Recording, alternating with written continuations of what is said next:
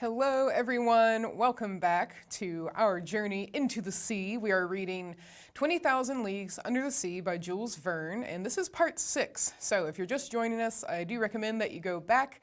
You can see our other videos on our Facebook videos tab, as well as our YouTube channel. So first, I just wanted to start with this cool depiction of the Nautilus that I found. So, because I've been curious as to what people think it might look like. We have a fair amount of description in the book. So let me make this fit the screen. There we go. Stretch it out a little bit so you can see it. So it really does look very fish-like, and it's no wonder that it could be mistaken as a giant narwhal, as it was mistaken in the beginning of our story. So I thought this was pretty neat. So there we have the Nautilus. All right. So today we are continuing on to chapter 21. So we are well within our story, but I have a feeling that we have a whole lot of adventure left. So I'm just going to check our audio to make sure we're good to go. Okay, sounds good.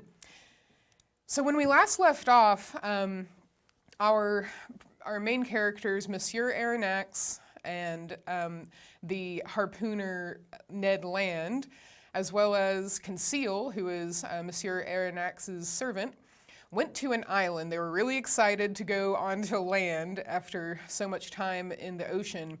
And they went there to find some meat that was not just seafood. So particularly Ned Land was very excited for this. And they do end up finding a hog, I believe it was, and some other morsels. But at the very end of the chapter, we were left on a bit of a cliffhanger because something or someone threw a stone at them. So we're going to find out just what's going on as we continue our adventure. So here we go. This is chapter 21, Captain Nemo's Thunderbolt. We looked at the edge of the forest without rising, my hand stopping in the action of putting it to my mouth, Ned Land's completing its office. "Stones do not fall from the sky," remarked Conseil, "or they would merit the same aerolites." A second stone, carefully aimed, that made a savory pigeon's leg fall from Conseil's hand, gave still more weight to this observation. We all three arose, shouldered our guns, and were ready to reply to any attack. "Are they apes?" cried Ned Land. "Very nearly. They are savages." "To the boat!" I said, hurrying to the sea. It was indeed necessary to beat a retreat, for about 20 natives, armed with bows and slings, appeared on the skirts of a copse that masked the horizon to the right, hardly 100 steps from us.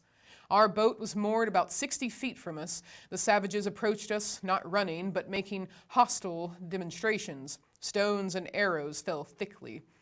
Ned Land had not wished to leave his provisions, and in spite of his imminent danger, his pig on one side and kangaroos on the other, he went tolerably fast. In 2 minutes, we were on the shore. To load the boat with provisions and arms, to push it out to sea, and to ship the oars was the work of an instant. We had not gone 2 cable lengths when 100 savages, howling and gesticulating, entered the water up to their waists. I watched to see if their apparition would attract some men from the Nautilus on to the platform, but no. The enormous machine lying off was absolutely deserted. 20 minutes later, we were on board. The panels were open. After making the boat fast, we entered into the interior of the Nautilus. I descended to the drawing room, from whence I heard some chords. Captain Nemo was there, bending over his organ and plunged in a musical ecstasy. "Captain," he did not hear me. "Captain," I said, touching his hand. He shuddered and, turning round, said, "Ah, it is you, Professor? Well, have you had a good hunt? Have you botanized successfully?" "Yes, Captain, but we have unfortunately brought a troop of bipeds whose vicinity troubles me." "What bipeds?" "Savages." "Savages," he echoed ironically. "So you are astonished, Professor, at having set foot on a strange land and finding savages." "Savages? Where are there not any? Besides, are they worse than others, these whom you call savages?" "But, Captain, how many have you counted?" 100 at least." "Monsieur Aronnax," replied Captain Nemo, placing his fingers on the organ stops, When all the natives of Papua are assembled on this shore, the Nautilus will have nothing to fear from their attacks. The captain's fingers were then running over the keys of the instrument, and I remarked that he touched only the black keys, which gave his melodies an essentially Scotch character. Soon he had forgotten my presence, and he plunged into a reverie that I did not disturb. I went up again onto the platform. Night had already fallen, for in this low latitude the sun sets rapidly and without twilight. I could only see the island indistinctly, but the numerous fires lighted on the beach showed that the natives did not think of leaving it. I was alone for several hours, sometimes thinking of the natives, but without any dread of them, for the imperturbable confidence of the captain was catching. Sometimes forgetting them to admire the splendors of the night in the tropics. My remembrances went to France in the train of those zodiacal stars that would shine in some hours' time. The moon shone in the midst of the constellations of the zenith. The night slipped away without any mischance, the islanders frightened, no doubt, at the sight of a monster aground in the bay. The panels were open and would have offered an easy access to the interior of the Nautilus. At 6 o'clock in the morning of the 8th of January, I went up onto the platform. The dawn was breaking. The island soon showed itself through the dissipating fogs, first the shore, then the summits. The natives were there, more numerous than on the day before, 500 or 600 perhaps.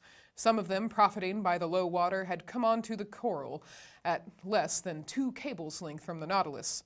I distinguished them easily. They were true Papuans, with athletic figures, men of good race, large, high foreheads, large but not broad and flat, and white teeth. Their woolly hair with a reddish tinge showed off on their black shining bodies like those of Nubians. From the lobes of their ears, cut and descended, hung chaplets of bones. Most of these savages were naked. Amongst them, I remarked some were women, dressed from the hips to knees, and quite a crinoline of herbs that sustained a vegetable waistband. Some chiefs had ornamented their necks from a crescent and collars of glass beads, red and white. Nearly all were armed with bows, arrows, and shields, and carried on their shoulders a sort of net containing those round stones, which they cast from their slings with great skill.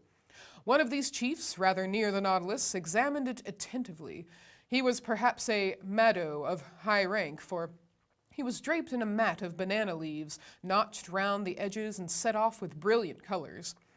I could easily have knocked down this native, who was within a short length, but I thought that it was better to wait for real hostile demonstrations.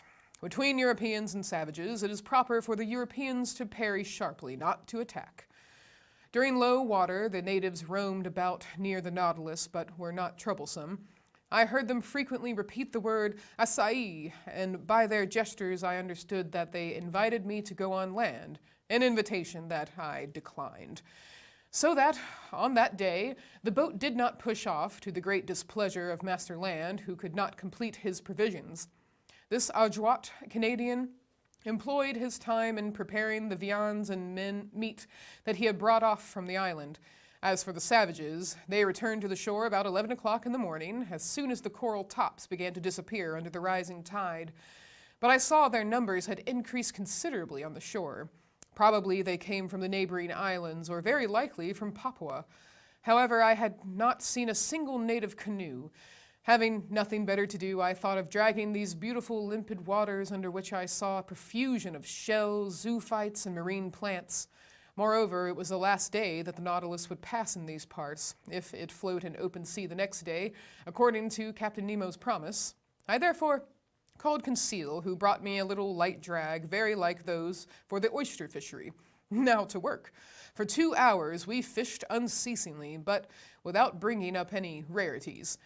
The drag was filled with Maida's ears, harps, malames, and particularly the most beautiful hammers I have ever seen.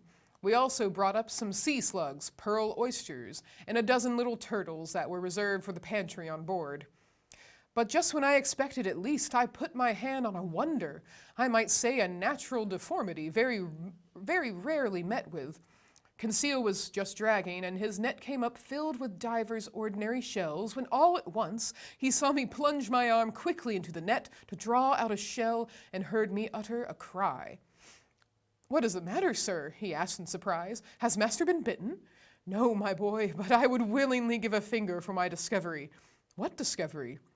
This shell, I said, holding up the object of my triumph. It is simply an olive porphyry, genus olive, order of the Mectinibranchidae, class of gastropods, subclass molluscae. Yes, conceal, but instead of being rolled from right to left, this olive turns from left to right. Is it possible? Yes, my boy, it is a left shell. Shells are all right-handed, with rare exceptions, and when by chance their spiral is left, amateurs are ready to pay their weight in gold. Conseil and I were absorbed in the contemplation of our treasure, and I was promising myself to enrich the museum with it, when a stone, unfortunately thrown by a native, struck against and broke the precious object in Conseil's hand. I uttered a cry of despair. Conseil took up his gun and aimed at the savage who was poising his sling at 10 yards from him. I would have stopped him, but his blow took effect and broke the bracelet of amulets which encircled the arm of the savage. "Conseil!" cried I. "Conseil!" "Well, sir, do you not see that the cannibal has commenced the attack?" "A shell is not worth the life of a man," said I. "Ah, the scoundrel!" cried Conseil. "I would rather he had broken my shoulder." Conseil was in earnest, but I was not of his opinion. However, the situation had changed some minutes before, and we had not perceived. A score of canoes surrounded the Nautilus. These canoes, scooped out of the trunk of a tree, long, narrow, well adapted for speed, were balanced by means of a long bamboo pole, which floated on the water. They were managed by skillful, half-naked paddlers, and I watched their advance with some uneasiness. It was evident that these Papuans had already had dealings with Europeans and knew their ships. But this long iron cylinder anchored in the bay, without masts or chimneys, what could they think of it? Nothing good, for at first they kept at a respectful distance. However, seeing it motionless, by degrees they took courage and sought to familiarize themselves with it. Now this familiarity was precisely what was necessary to avoid. Our arms, which were noiseless, could only produce a moderate effect on the savages, who have little respect for aught but blustering things. The thunderbolt, without the reverberations of thunder, would frighten man but little, though the danger lies in the lightning, not in the noise. At this moment, the canoes approached the Nautilus, and a shower of arrows alighted on her. I went down to the saloon, but found no one there. I ventured to knock at the door that opened to the captain's room. "Come in," was the answer. I entered and found Captain Nemo deep in algebraical calculations of x and other quantities. "I am disturbing you," said I for courtesy's sake. "That is true, Monsieur Aronnax," replied the captain, "but I think you have very serious reasons for wishing to see me. Very grave ones. The natives are surrounding us in their canoes, and in only a few minutes we shall certainly be attacked by many hundreds of savages." "Ah," said Captain Nemo quietly, "they are come with their canoes?" "Yes, sir." "Well, sir, we must close the hatches." "Exactly, and I came to say to you—" "Nothing can be more simple," said Captain Nemo, and pressing an electric button, he transmitted an order to the ship's crew. "It is all done, sir," said he after some moments. The pinnace is ready, and the hatches are closed. You do not fear, I imagine, that these gentlemen could stave in walls in which the balls of your frigate have no effect?" "No, Captain, but a danger still exists." "What is that, sir?" "It is that tomorrow, at about this hour, we must open the hatches to renew the air of the Nautilus. Now, if at this moment the Papuans should occupy the platform, I do not see how you could prevent them from entering." "Then, sir, you suppose that they will board us?" "I am certain of it." "Well, sir, let them come. I see no reason for hindering them. After all, these Papuans are poor creatures, and I am unwilling that my visit to this island should cost the life of a single one of these wretches." Upon that, I was going away, but Captain Nemo detained me and asked me to sit down by him. He questioned me with interest about our excursions on shore and our hunting, and seemed not to understand the craving for meat that possessed the Canadian. Then the conversation turned on various subjects, and without being more communicative, Captain Nemo showed himself more amiable. Amongst other things, we happened to speak of the situation of the Nautilus, run aground in exactly the same spot in this strait where Dumont d'Urville was nearly lost. Apropos of this D'Urville was one of your great sailors," said the captain to me, "one of your most intelligent navigators. He is the captain cook of you Frenchmen. Unfortunate man of science, after having braved the icebergs of the South Pole, the coral reefs of Oceania, the cannibals of the Pacific, to perish miserably in a railway train. If this energetic man could have reflected during the last moments of his life, what must have been uppermost in his last thoughts, do you suppose? So speaking, Captain Nemo seemed moved, and his emotion gave me a better opinion of him. Then, chart in hand, we renewed the travels of the French navigator. His voyages of circumnavigation, his double detention in the South Pole, which led to the discovery of Adelaide and Louis Philippe, and fixing the hydrographical bearings of this principal islands of Oceania. "That which your Duville has done on the surface of the seas," said Captain Nemo, "that I have done under them, and more easily, more completely than he. The Astrolabe and the Zélé, incessantly tossed about by the hurricane, could not be worth the Nautilus, quiet repository of labor that she is, truly motionless in the midst of the waters. Tomorrow," added the captain, rising, "tomorrow at 20 minutes to 3 p.m. the Nautilus shall float and leave the Strait of Torres uninjured."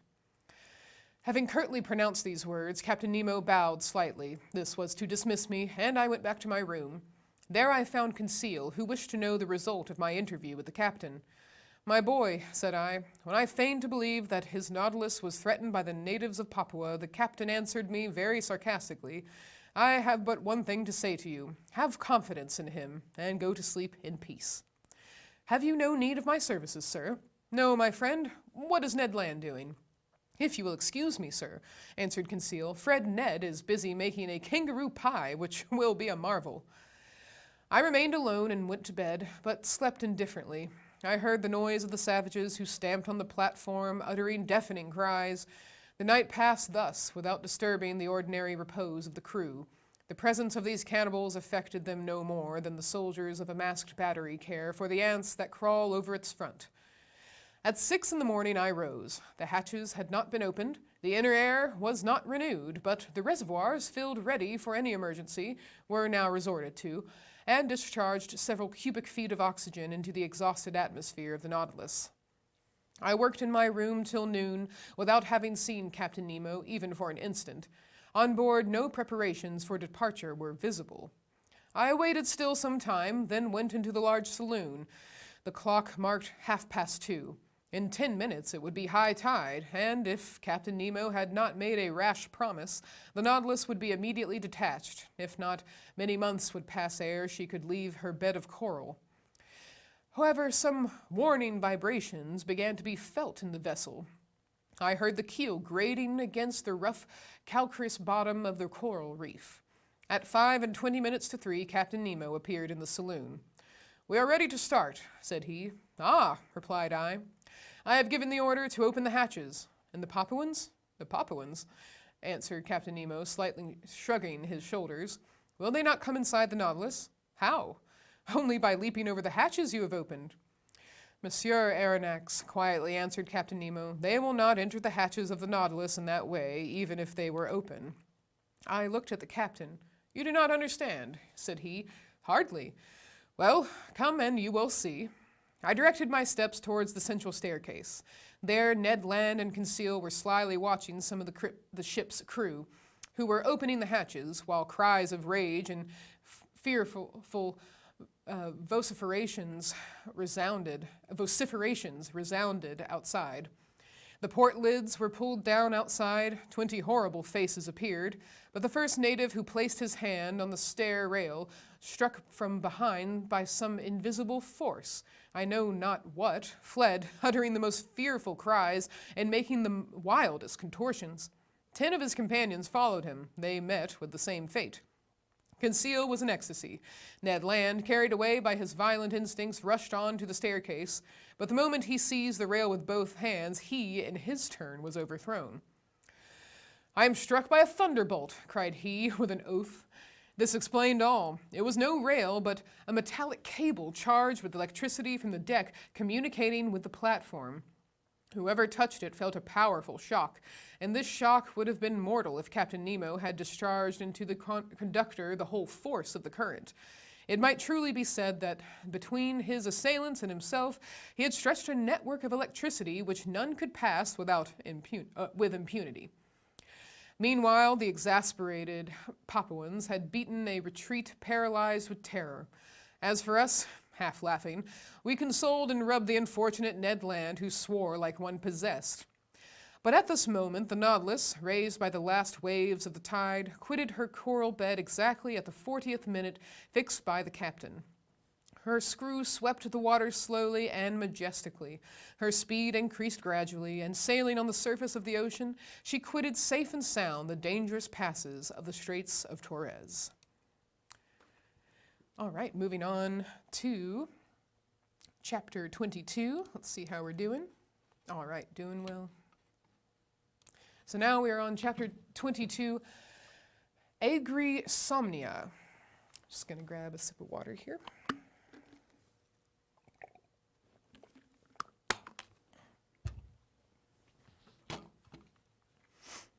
The following day, the 10th of January, the Nautilus continued her course between two seas, but with such remarkable speed that I could not estimate it at less than 35 miles an hour. The rapidity of her screw was such that I could neither follow nor count its revolutions. When I reflected that this marvelous electric agent, after having afforded motion, heat, and light to the Nautilus, still protected her from outward attack and transformed her into an ark of safety which no profane hand might touch without being thunderstricken, my admiration was unbounded, and from the structure it extended to the engineer who had called it into existence. Our course was directed to the west, and on the 11th of January we doubled Cape Wessel, situated in 135 degrees longitude and 10 degrees southern latitude, which forms the east point of the Gulf of Carpentaria. The reefs were still numerous, but more equalized and marked on the chart with extreme precision. The Nautilus easily avoided the breakers of Money to port and the Victoria reefs to starboard, placed at 130 degrees longitude and on the 10th parallel, which we strictly followed. On the 13th of January, Captain Nemo arrived in the Sea of Timor and recognized the island of that name in 122 degrees longitude. From this point, the direction of the Nautilus inclined towards the southwest. Her head was set for the Indian Ocean. Where would the fancy of Captain Nemo carry us next? Would he return to the coast of Asia, or would he approach again the shores of Europe? Improbable conjectures both, to a man who fled from inhabited continents. Then would he descend to the south? Was he going to double the Cape of Good Hope, then Cape Horn, and finally go as far as the Antarctic Pole? Would he come back at last to the Pacific, where his Nautilus could sail free and independently? Time would show. After having skirted the sands of Cartier, of Hibernia, Seringapatam, and Scott, last efforts of the solid against the liquid element, on the 14th of January, we lost sight of land altogether. The speed of the Nautilus was considerably abated, and with irregular course, she sometimes swam in the bosom of the waters, sometimes floated on their surface. During this period of the voyage, Captain Nemo made some interesting experiments on the varied temperature of the sea in different beds. Under ordinary conditions, these observations are made by means of rather complicated instruments and with somewhat doubtful results, by means of thermometrical sounding leads, the glasses often breaking under the pressure of the water, or an apparatus grounded on the variations of the resistance of metals to the electric currents. Results so obtained could not be correctly calculated. On the contrary, Captain Nemo went himself to test the temperature in the depths of the sea, and his thermometer, placed in communication with the different sheets of water, gave him the required degree immediately and accurately. It was thus that, either by overloading her reservoirs or by descending obliquely by means of her inclined planes, the Nautilus successfully attained the depth of 3, 4, 5, 7, 9, and 10,000 yards, and the definite result of this experience was that the sea preserved an average temperature of 4 degrees and a half at depth of 5,000 fathoms under all latitudes. On the 16th of January, the Nautilus seemed becalmed only by a few yards beneath the surface of the waves. Her electric apparatus remained inactive, and her motionless screw left her to drift at the mercy of the currents. I suppose that the crew was occupied with interior repairs, rendered necessary by the violence of the mechanical movements of the machine. My companions and I then witnessed a curious spectacle. The hatches of the saloon were open, and as the beacon light of the Nautilus was not in action, a dim obscurity reigned in the midst of the waters. I observed the state of the sea under these conditions, and the largest fish appeared to me no more than scarcely defined shadows, when the Nautilus found herself suddenly transported into full light. I thought at first that the beacon had been lighted and was casting its electric radiance into the liquid mass. I was mistaken, and after a rapid survey perceived my error. The Nautilus floated in the midst of the phosphorescent bed which, in this obscurity, became quite dazzling. It was produced by myriads of luminous animalculae, whose brilliancy was increased as they glided over the metallic hull of the vessel. I was surprised by lightning in the midst of these luminous sheets, as though they had been rivulets of lead melted in an ardent furnace, or metallic masses brought to a white heat, so that by force of contrast certain portions of light appeared to cast a shade in the midst of the general ignition, from which all shade seemed banished. No, this was not the calm irradiation of our ordinary lightning. There was unusual life and vigor. This was truly living light. In reality, it was an infinite agglomeration of colored infusoria, of veritable globules of jelly, provided with a thread-like tentacle, and of which as many as 25,000 have been counted in less than 2 cubic half-inches of water. During several hours, the Nautilus floated in these brilliant waves, and our admiration increased as we watched the marine monsters disporting themselves like salamanders. I saw there in the midst of this fire that burns not the swift and elegant porpoise, the indefatigable, that's how we learned that word last time, indefatigable clown of the ocean, and some swordfish 10 feet long, those prophetic heralds of the ocean whose formidable sword would now and then strike the glass of the saloon. Then appeared the smaller fish, the ballista, the leaping mackerel, wolf-thorn tails, and 100 others which striped the luminous atmosphere as they swam. This dazzling spectacle was enchanting. Perhaps some atmospheric condition increased the intensity of this phenomenon. Perhaps some storm agitated the surface of the waves. But at this depth of some yards, the Nautilus was unmoved by its fury and reposed peacefully in still water. So we progressed, incessantly charmed by some new marvel. The days passed rapidly away, and I took no account of them. Ned, according to habit, tried to vary the diet on board. Like snails, we were fixed to our shells, and I declare it is easy to lead a snail's life. Thus, this life seemed easy and natural, and we thought no longer of the life we had led on land, but something happened to recall us to the strangeness of our situation. On the 18th of January, the Nautilus was in 105 degrees longitude and 15 degrees southern latitude. The weather was threatening, the sea rough and rolling. There was a strong east wind. The barometer, which had been going down for some days, foreboded a coming storm. I went up onto the platform just as the second lieutenant was taking the measure of the horary angles, and waited, according to habit, till the daily phrase was said. But on this day it was exchanged for another phrase, not less incomprehensible. Almost directly I saw Captain Nemo appear with a glass, looking towards the horizon. For some minutes he was immovable, without taking his eye off the point of observation. Then he lowered his glass and exchanged a few words with his lieutenant. The latter seemed to be a victim to some emotion that he tried in vain to repress. Captain Nemo, having more command over himself, was cool. He seemed, too, to be making some objections, to which the lieutenant replied by formal assurances. At least I concluded so by the difference of their tones and gestures.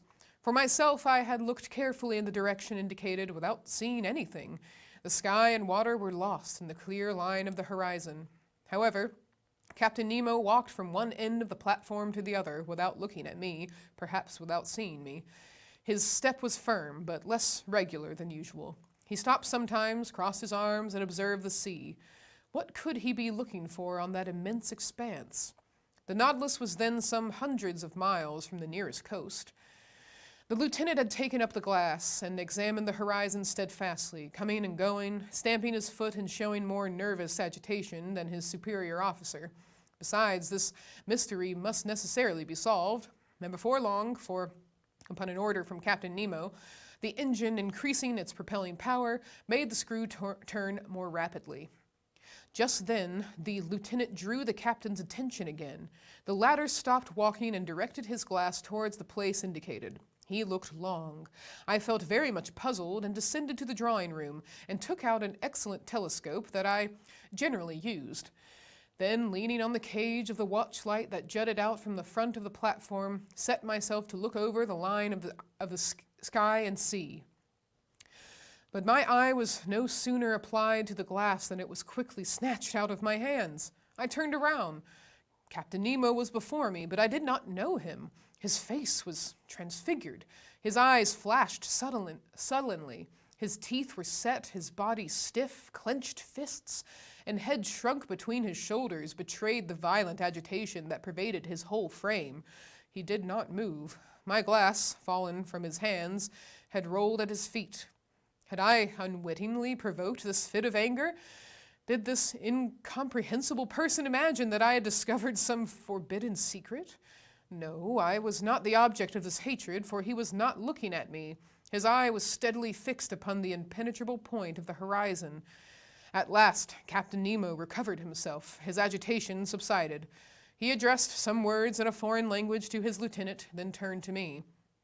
Monsieur Aronnax, he said in a rather imperious tone, I require you to keep one of the conditions that bind you to me.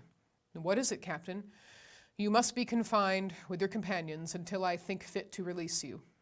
You are the master, I replied, looking steadily at him, but may I ask you one question? None, sir.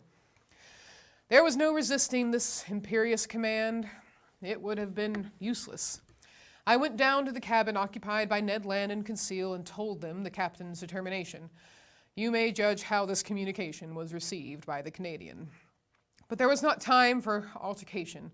4 of the crew waited at the door and conducted us to that cell where we had passed our first night on board the Nautilus.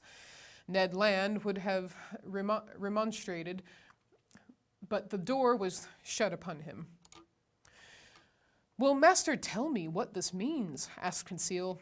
I told my companions what had passed. They were as much astonished as I, and equally at a loss how to account for it. Meanwhile, I was absorbed in my own reflections, and could think of nothing but the strange fear depicted in the captain's countenance.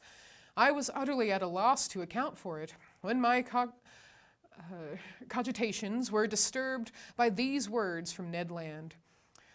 Hello, breakfast is ready. And indeed, the table was laid. Evidently, Captain Nemo had given this order at the same time that he had hastened the speed of the Nautilus. Will master permit me to make a recommendation? Asked Conseil. Yes, my boy.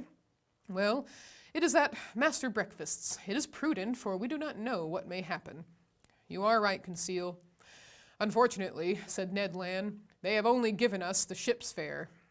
Friend Ned, asked Conseil, what would you have said if the breakfast had been entirely forgotten? This argument cut short the harpooner's recriminations. We sat down to the table. The meal was eaten in silence. Just then, the luminous globe that lighted the cell went out and left us in total darkness. Ned Land was soon asleep, and what astonished me was that Conseil went off into a heavy slumber. I was thinking what could have caused his irresistible drowsiness when I felt my brain becoming stupefied. In spite of my efforts to keep my eyes open, they would close. A painful suspicion seized me. Evidently, sporadic soporific substances had been mixed with the food we had just taken. Imprisonment was not enough to conceal Captain Nemo's projects from us. Sleep was more necessary. I then heard the panels shut. The undulations of the sea, which caused a slight rolling motion, ceased. Had the Nautilus quitted the surface of the ocean? Had it gone back to the motionless bed of water? I tried to resist sleep. It was impossible. My breathing grew weak. I felt a mortal cold freeze my stiffened and half-paralyzed limbs. My eyelids, like leaden caps, fell over my eyes. I could not raise them. A morbid sleep, full of hallucinations, bereft me of my being. Then the visions disappeared and left me in complete insensibility. All right, let's move on to chapter 23, The Coral Kingdom.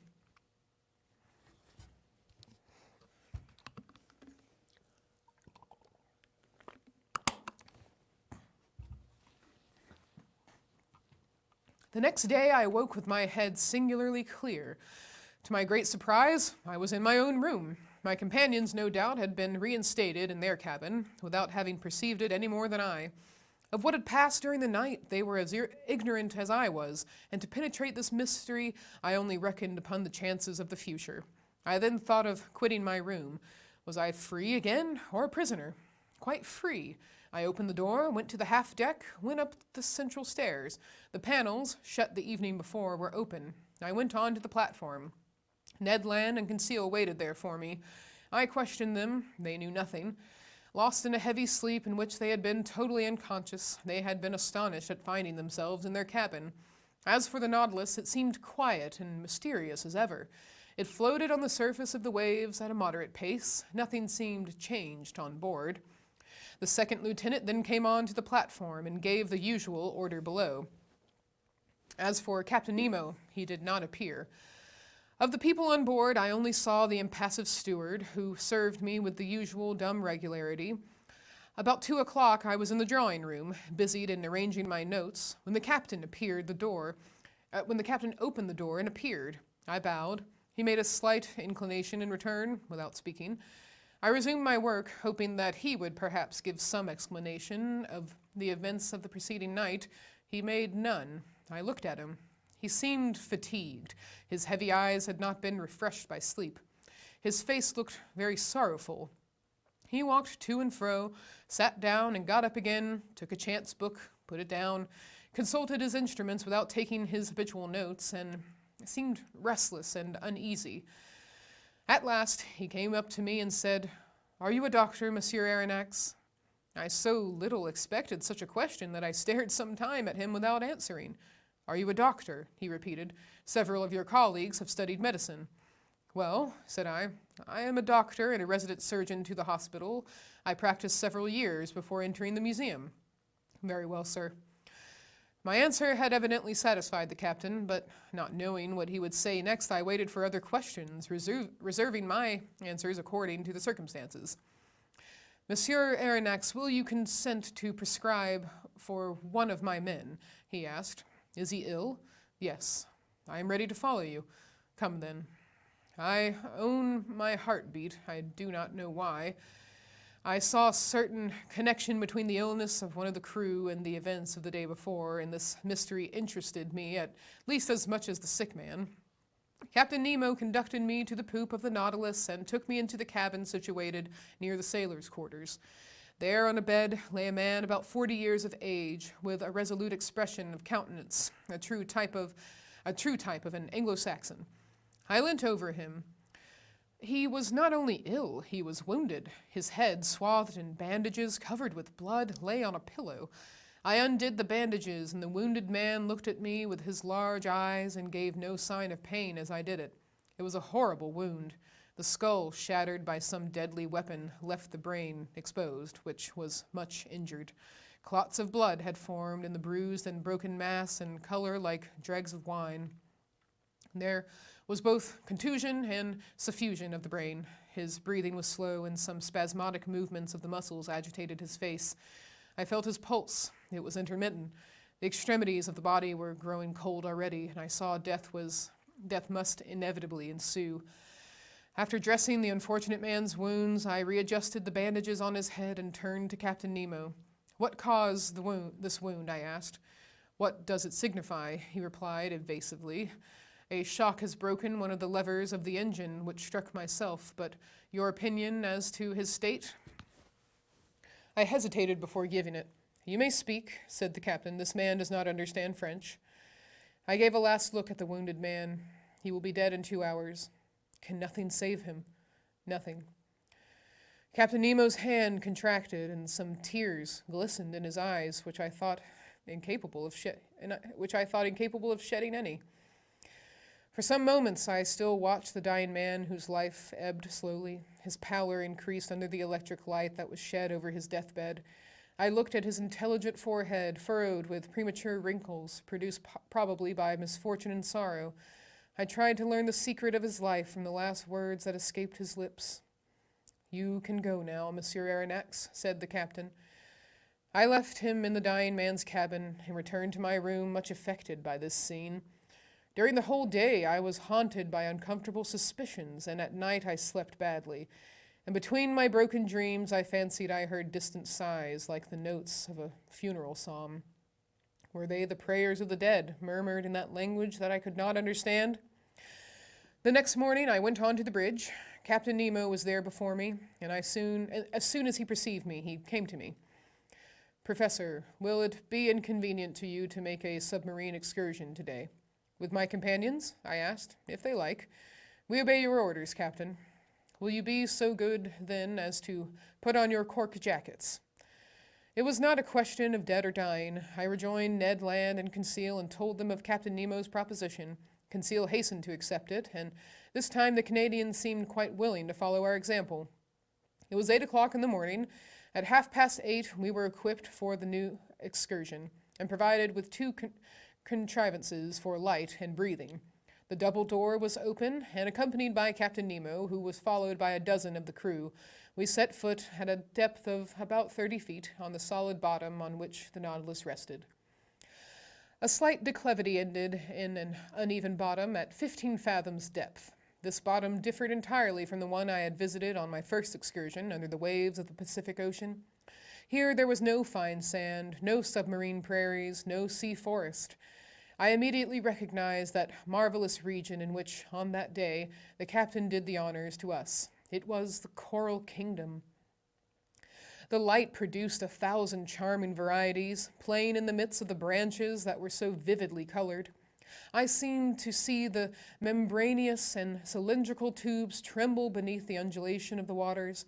I was tempted to gather their fresh petals, ornamented with delicate tentacles, some just blown, the others budding, while a small fish, swimming swiftly, touched them slightly, like flights of birds. But if my hand approached these living flowers, these animated, sensitive plants, the whole colony took alarm. The white petals re-entered their red cases, the flowers faded as I looked, and the bush changed into a block of stony knobs. Chance had thrown me just by the most precious specimens of the zoophyte. This coral was more valuable than that found in the Mediterranean, on the coasts of France, Italy, and Barbary. Its tints justified the poetical names of flower of blood and froth of blood that trade has given to its most beautiful productions. Coral is sold for 20 pounds per ounce, and in this place the watery beds would make the fortunes of a company of coral divers. This precious matter, often confused with other polypi, formed then the inextricable plots called Macchiota. Macchiota, on which I noticed several beautiful specimens of pink coral. But as soon as the bushes contract and the arborizations increase, real petrified thickets, long joints of fantastic architecture were disclosed before us. Captain Nemo placed himself under a dark gallery, where by a light declivity we reached a depth of 100 yards. The light from our lamps produced sometimes magical effects, following the rough outlines of the natural arches and pendants disposed like lustres that were tipped with points of fire. At last, after walking 2 hours, we had attained a depth of about 300 yards, that is to say, the extreme limit on which coral begins to form. But there was no isolated bush, no modest brushwood at the bottom of lofty trees. It was an immense forest of large mineral vegetations, enormous petrified trees united by garlands of elegant sea bindweed, all adorned with clouds and reflections. We passed freely under their high branches, lost in the shade of the waves. Captain Nemo had stopped. I and my companions halted, and turning round, I saw his men were forming a semicircle round their chief. Watching attentively, I observed that 4 of them carried on their shoulders an object of an oblong shape. We occupied in this place the center of a vast glade surrounded by the lofty foliage of the submarine forest. Our lamps threw over this place a sort of clear twilight that singularly elongated the shadows on the ground. At the end of the glade, the darkness increased and was only relieved by little sparks reflected by the points of the coral. Ned Land and Conseil were near me. We watched, and I thought I was going to witness a strange scene. On observing the ground, I saw that it was raised in certain places by slight excrescences encrusted with limy deposits and disposed with a regularity that betrayed the hand of man. In the midst of the glade, on a pedestal of rocks roughly piled up, stood a cross of coral that extended its long arms that one might have thought were made of petrified blood. Upon a sign from Captain Nemo, one of the men advanced, and at some feet from the cross he began to dig a hole with a pickaxe that he took from his belt. I understood all. This glade was a cemetery, this hole a tomb, this oblong object the body of the man who had died in the night. The captain and his men had come to bury their companion in this general resting place at the bottom of this inaccessible ocean. The grave was being dug slowly. The fish fled on all sides while their retreat was being thus disturbed. I heard the strokes of the pickaxe, which sparked when it hit upon some flint lost at the bottom of the waters. The hole was soon large and deep enough to receive the body. Then the bearers approached. The body, enveloped in a tissue of white linen, was lowered into the damp grave. Captain Nemo, with his arms crossed on his breast, and all the friends of him who had loved him, knelt in prayer. The grave was then filled in with the rubbish taken from the ground, which formed a slight mound. When this was done, Captain Nemo and his men rose. Then, approaching the grave, they knelt again, and all extended their hands in a sign of a last adieu. Then the funeral procession returned to the Nautilus, passing under the arches of the forest, in the midst of thickets, along the coral bushes, and still on the ascent. At last, the light of the sharp ship appeared, and its luminous track guided us to the Nautilus. At 1 o'clock, we had returned. As soon as I had changed my clothes, I went up onto the platform, and a prey to conflicting emotions, I sat down near the binnacle. Captain Nemo joined me. I rose and said to him, "So, as I said he would, this man died in the night?" "Yes, Monsieur Aronnax." "And he rests now near his companions in the coral cemetery?" "Yes, forgotten by all else, but not by us. We dug the grave, and the polypi undertake to seal our dead for eternity." And, burying his face quickly in his hands, he tried in vain to suppress a sob. Then he added, "Our peaceful cemetery is there, some 100 feet below the surface of the waves. Your dead sleep quietly, at least, Captain, out of the reach of sharks." "Yes, sir, of sharks and men," gravely replied the captain. So we have now made it to part 2, and we will continue until we reach 1 o'clock today.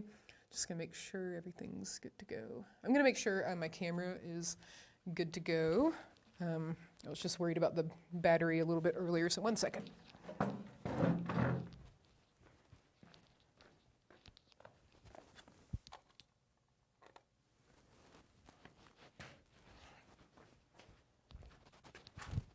Okay.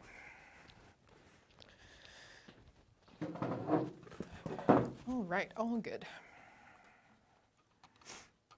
So we're going to continue on now to part 2. Just gotta fix one thing. Thank you all for joining us.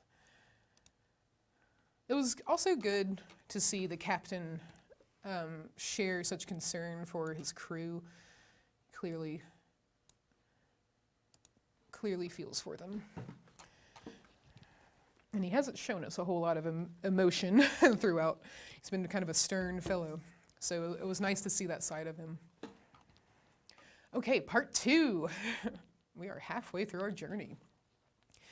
So chapter 1 of part 2, the Indian Ocean. We now come to the second part of our journey under the sea. The first ended with the moving scene in the coral cemetery, which left such a deep impression on my mind. Thus, in the midst of this great sea, Captain Nemo's life was passing, even to his grave, which he had prepared in one of its deepest abysses. There, not one of the ocean's monsters could trouble the last sleep of the crew of the Nautilus, of those friends riveted to each other in death as in life. Nor any man either, had added the captain. Still the same fierce, implacable defiance toward human society. I could no longer content myself with a theory which satisfied Conseil. That worthy fellow persisted in seeing the commander of the Nautilus one of those unknown servants who return mankind contempt for indifference. For him, he was a misunderstood genius who, tired of Earth's deceptions, had taken refuge in this inaccessible medium where he might follow his instincts freely. To my mind, this explains but one side of Captain Nemo's character. Indeed, the mystery of that last night during which we had been chained in prison, the sleep, and the precautions so violently taken by the captain of snatching from my eyes the glass I had raised to sweep the horizon, the mortal wound of the man due to an unaccountable shock of the Nautilus, all put me on a new track. No, Captain Nemo was not satisfied with shunning man. His formidable apparatus not only suited his instinct of freedom, but perhaps also the design of some terrible retaliation. At this moment, nothing is clear to me. I catch but a glimpse of light amidst all the darkness, and I must confine myself to writing as events shall dictate. That day, the 24th of January, 1868, at noon, the second officer came to take the altitude of the sun. I mounted the platform, lit a cigar, and watched the operation. It seemed to me that the man did not understand French, for several times I made remarks in a loud voice which must have drawn from him some involuntary sign of attention, if he had understood them, but he remained undisturbed and dumb. As he was taking observations with the sextant, one of the sailors of the Nautilus, the strong man who had accompanied us on our first submarine excursion to the island of Crespo, came to clean the glasses of the lantern. I examined the fittings of the apparatus, the strength of which was increased 100-fold by lenticular rings, placed similar to those in a lighthouse, and which projected their brilliance in a horizontal plane. The electric lamp was combined in such a way as to give its most powerful light. Indeed, it was produced in vacuo, which ensured both its steadiness and its intensity. This vacuum economized the graphite points between which the luminous arc was developed, an important point of economy for Captain Nemo, who could not easily have replaced them, and under these conditions their waste was imperceptible. When the Nautilus was ready to continue its submarine journey, I went down to the saloon. The panel was closed and the course marked direct west. We were furrowing the waters of the Indian Ocean, a vast liquid plain with a surface of is this billion or million? Yes, billion. 1,200,000,000 of millions of acres, and whose waters are so clear and transparent that anyone leaning over them would turn giddy. The Nautilus usually floated between 50 and 100 fathoms deep. We went on so for some days. To anyone but myself, who had a great love of the sea, the hours would have seemed long and monotonous. But the daily walks on the platform, when I steeped myself in the reviving air of the ocean, the sight of the rich waters through the windows of the saloon, the books in the library, the compiling of my memoirs, took up all my time, and left me not a moment of ennui or weariness. For some days we saw a great number of aquatic birds, sea mews or gulls. Some were cleverly killed and prepared in a certain way, made very acceptable water game.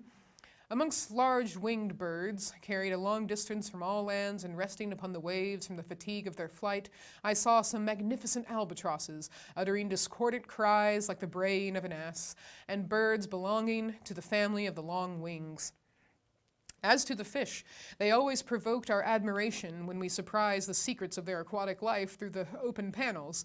I saw many kinds which I never before had a chance of observing. I shall notice chiefly here we go. Ostracians. Let's see what this is. Oh, all right, nothing there. Ostracians, peculiar to the Red Sea, the Indian Ocean, and that part which washes the coast of tropical America. These fishes, like the tortoise, the armadillo, the sea hedgehog, and the crustacea, are protected by a breastplate which is neither chalky nor stony, but real bone. In some it takes the form of a solid triangle, in others of a solid quadrangle. Amongst the triangle I saw some 1.5 inches in length, with wholesome flesh and a delicious flavor. They are brown at the tail and yellow at the fins, and I recommend their introduction to fresh water, to which a certain number of sea fish easily accustom themselves. I would also mention quadrangular ostracions having on the back 4 large tubercles, some dotted over with white spots on the lower part of the body, and which may be tamed like birds, trigons, provided with spikes formed by the lengthening of their bony shell, and which, from their strange gruntings, are called sea pigs. Also, dromedaries with large humps in the shape of a cone, whose flesh is very tough and leathery. I now borrow from the daily notes of Master Conseil. Certain fish of the genus Petrodon peculiar to those seas, with red backs and white chests, which are distinguished by 3 rows of longitudinal filaments, and some electrical 7 inches long, decked in the liveliest colors. Then specimens of other kinds, some ovoids, resembling an egg of dark brown color, marked with white bands and without tails. Diodons, real sea porcupines, furnished with spikes and capable of swelling in such a way as to look like cushions bristling with darts. Hippocampi, common to every ocean, some pegasi with lengthened snouts, which their pectoral fins, being much elongated and formed in the shape of wings, allow, if not to fly, at least to shoot into the air. Pigeons, spatulae, with tails covered with many rings of shell, macronathi with long jaws, an excellent fish, 9 inches long, and bright with most agreeable colors. Pale-colored caliamores with rugged heads, and plenty of I've never come across this. Chapdons with long and tubular muzzles, which kill insects by shooting them, as from an air gun with a single drop of water. These we may call the fly-catchers of the seas. And the 89th genus of fishes, classed by Lesipede, belonging to the second lower class of bony, characterized by opercules and bronchial membranes, I remarked the Scorpena, the head of which is furnished with spikes, and which has but 1 dorsal fin. These creatures are covered, or not, with little shells according to the subclass to which they belong.